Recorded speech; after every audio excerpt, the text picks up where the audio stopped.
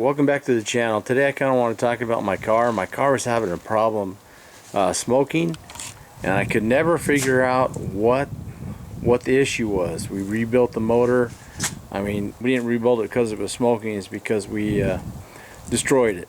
So we wanted to build it tougher, and so we put in forged rods and pistons. I got the stage 2 cams, a porter polished head. I have the ZFR turbo on it.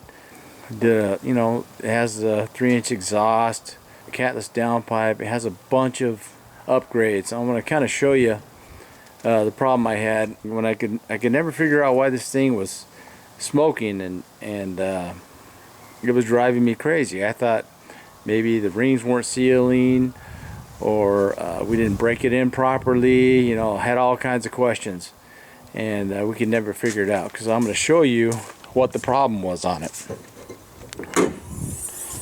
Now, inside the engine, I don't know if you've seen any of my previous videos, this intake was black, and this is off my stock, my original engine that came out of this car. And so when I got the new LDK engine, it was complete. It had a turbo and all that, and so I thought, well, I'll just use the brand new intake that came with it. And so anyway, I was having problems, and so I put this catch can on it. I thought, well, maybe that's the problem.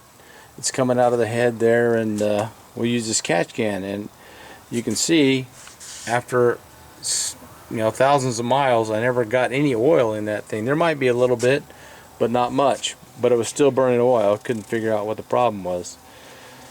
So one day I was driving home, and it completely started missing really bad and smoking, and I couldn't figure out what was wrong. Pistons 3 and 4 had oil all in them, and because I pulled the intake and looked at it, and I was like, what is the problem?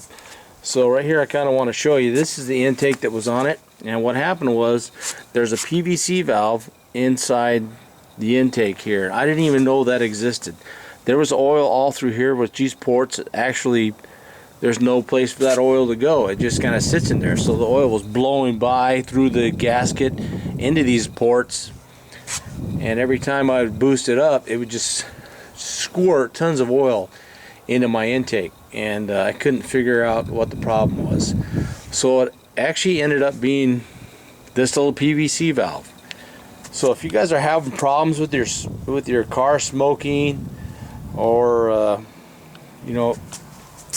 just general not running well, you might want to check that. That's one of the first things I would check. I just could not figure out what the heck the problem was with it. Now it's running like a champ. I got this thing running on the E85 now, and I'll go over that in another video, and we'll talk about what you're going to need to run these cars on E85. They run really good, and I just kind of wanted to share that information with you in case you're having problems with your car smoking. Man, feels good to be able to figure that out.